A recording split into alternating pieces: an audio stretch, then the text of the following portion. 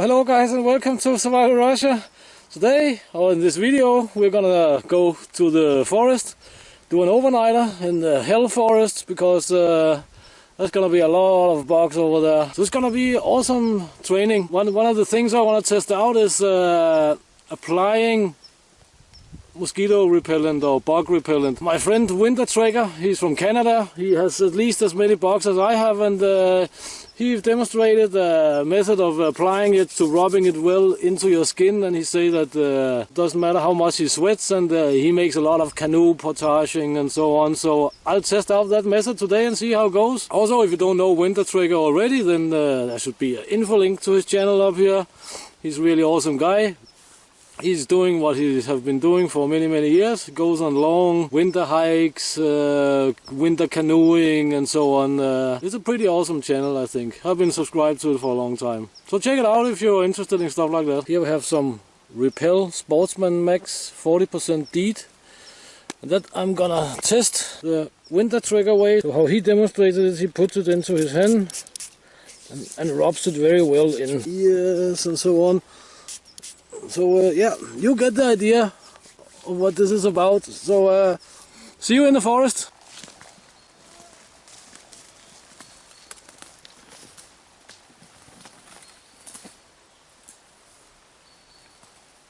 So here we are at the good old campsite.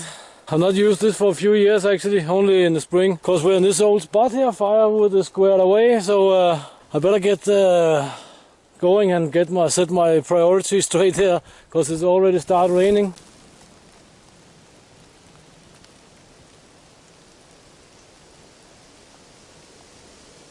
First things first.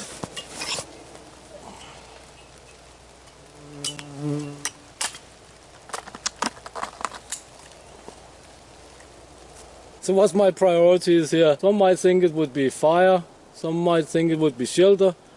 But it's actually getting off the ground. But I just have to say one little thing first. As you can hear now, out there, it sounds like an airport, but in fact it's a Trans-Siberian Railroad, and it's like 4 kilometers out there. And it's just freight trains with oil and cars and gasoline and diesel 24/7, and it's impossible to escape from here unless you go really far into the forest. So let's get on with it. Since we are at my old campsite here, as I showed earlier videos, we have remains of an old woodsman's bed, and that is a very important part of getting off the ground here. Since I know this woodsman's bed is gonna take me about 30-40 minutes to complete, I'll say that is the most important thing to get done right now. So my priorities will be get off the ground, shelter, then fire. First step is to transport this frame here, or these logs, down there. So we cleaned some space in here. Be a little bit of cover from the trees and leaves up there. I better get cracking because thunderstorms supposed to come in at 7 according to the weather report. Always check the weather report, but they are notoriously unreliable here and in general, I guess. So this is not super awesome. Look at that.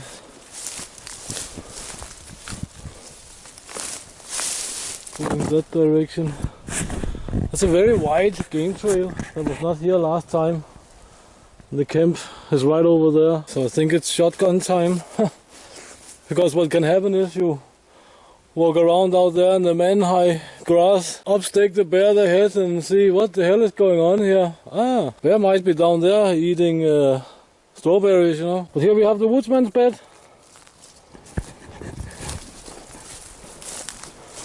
Lots of birch saplings. Yes, we are on my own land, so I can cut the birch saplings as much as I want, and that's what I did. Take them from small spots like this where there's spruce and pine standing, competing, like over there. And I like the spruce and the pine, so I clear out some of the spruce. I clear out some of the birch saplings, so they have a little better chance of making it. So that's basically just a lot of birch saplings. This is just for weight distribution as always, and a pillow up there. And there's gonna be a ground pad on top of this, of course.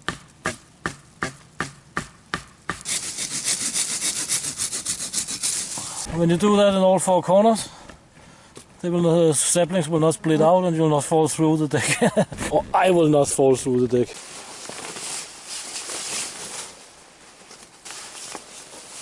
the shelter's done. So finally the camp is up. Let's take a look on how I set it up. There we have the basher and the bed. You can see the rear. This is the rear side of the basher. It's a little steeper than the front. So on the two diagonals, I brought the corners a little bit down. See, this corner is a little bit further down than the other, so the water can run off. As you might be able to see, I did the same over there. Bed is in here, and the ground pad. And then we have another weird tarp over there. What can that be? So the second tarp there is a heavy-duty canvas tarp. It's actually a Soviet Red Army poncho called a Plaspalatka. Also one of my extremely prized items. So yeah, you can see it's pretty high. It has a little lip here. And the fire will of course be down here somewhere. But in either side here and down there, I only set it up with toggles. As you can see, there's a toggle there and there's a little toggle there. And those I'm gonna remove now and slide the tarp to the side because at the moment it's not needed. So it's just a precaution, you know. But darn it, I'm hungry. So I think we're gonna take this old small Siberian log fire and put it over there and cook some food and make some tea and have a good time.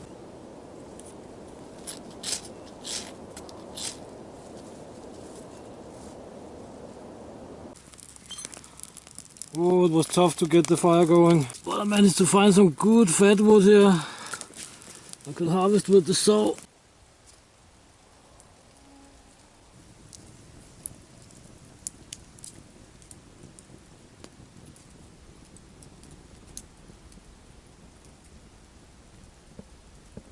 Yeah, so the original plan was to get out and train and get it done in some pretty hard weather, some thunderstorm and rain, and of course lots of mosquitoes and gnats, and that we surely have now. But clouds up there moving that way, it means the weather is coming from north or northwest, and that normally doesn't mean rain or anything like that. Anyway, let's see how it goes.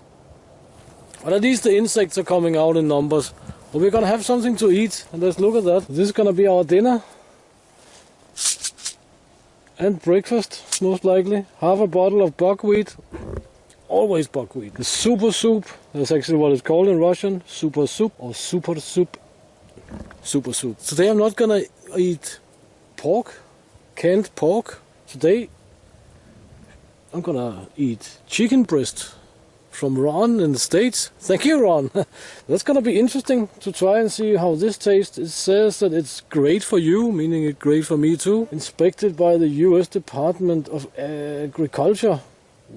So let's get that mixed up. Anyway, buckwheat, half a bottle. Awesome soup. And my actually awesome tactical knife. Normally don't use tactical knives in the forest, but this Smash 5 here is actually really good and light. Maybe this hybrid light can actually make some background light so we can make some night video. That'll be pretty cool. The knife here in all its tacticalness can actually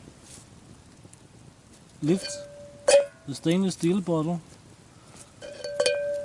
And this little notch in here. Food, tea, and food wraps drying. It's gonna be very interesting to sleep here. But damn it, there's a lot of mosquitoes now. That hybrid light actually makes a pretty darn good camp light. Thank you, Jeff.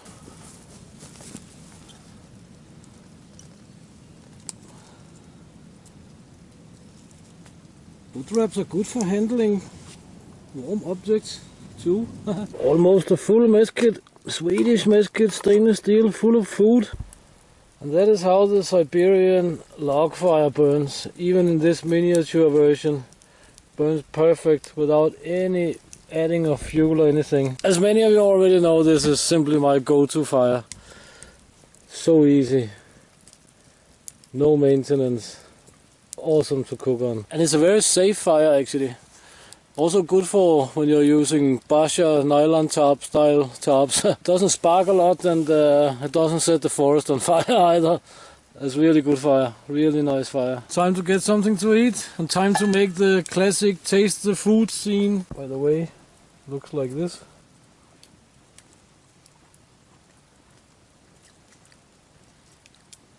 Tastes awesome. Tastes exactly like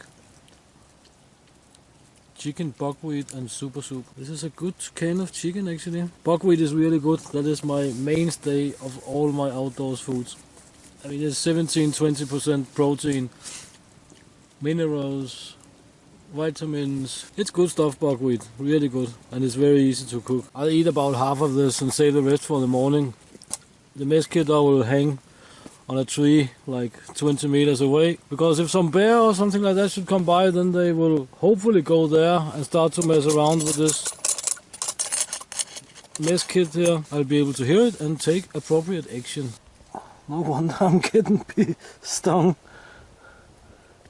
They're having a feast, not there but on my legs. So it's time to go to bed and see how many hours I get to sleep. See you in the morning.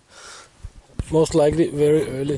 So just as I decided to go to bed, it started to rain. Good morning, guys. Wow. 4 o'clock, no thunderstorms and not very much rain, but damn it, lots of mosquitoes. I think I just turn around, take another little hour. Good morning, guys.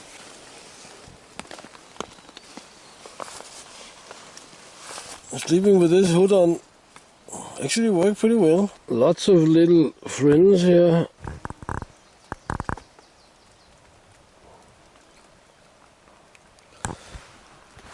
It's nice to sit in this sleeved sleeping bag because they cannot eat through that one.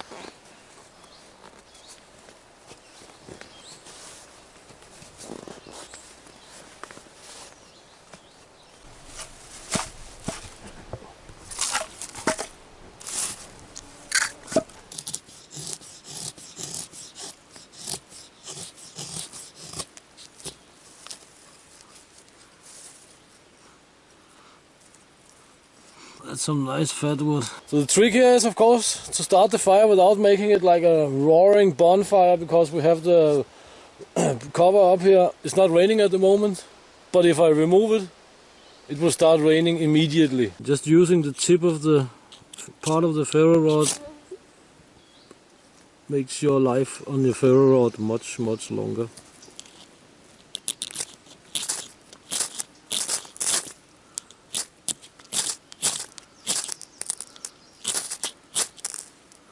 The food is still hanging where it's supposed to.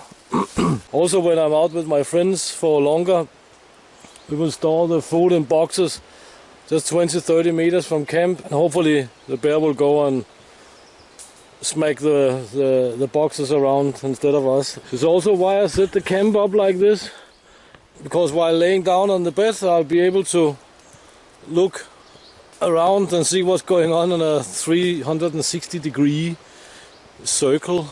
A circle is, by definition, 360 degrees, but you know what I mean. I don't like to lay in a hammock because I will feel like a bear sausage or something. I don't like to be closed in by the shelters if I can prevent it. Sometimes it's of course needed.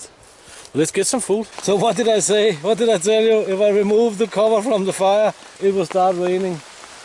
So that's how you can protect your fire from the rain. There are other ways to do it, of course. And funnily enough, Lonnie from Far North Bushcraft and Survival in Alaska, he made a video on how to protect your fire from rain.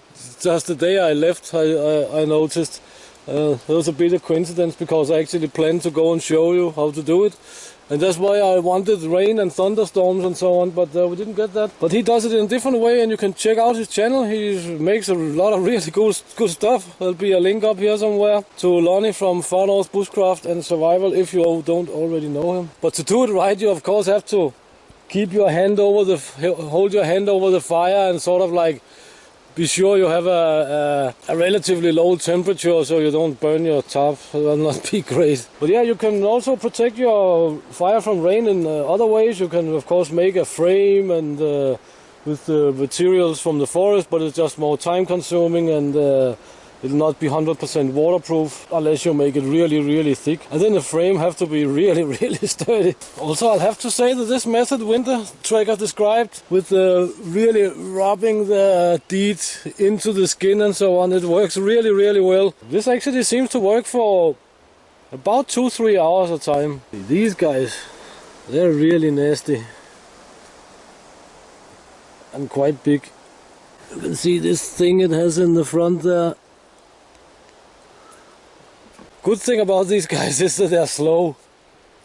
They circle, and then they usually land around the shoulder blades or something. And that you're gonna feel when they rip a chunk of meat out of your shoulder blades.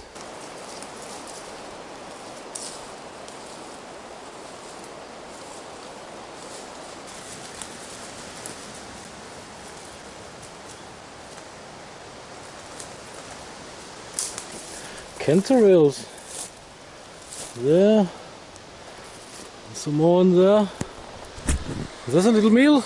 Actually a big meal, because there's more in there. Yeah, I'll just pick up these mushrooms, get home, fry them up, have a good meal. I hope you liked the video, even if it was not what I expected it to be, weather-wise anyway. I hope you will subscribe, like and share and all that good stuff. I really appreciate that. And check links in the description to Facebook and Instagram and so on. And until I see you again, get out and train and get it done. And see you next time here in Russia.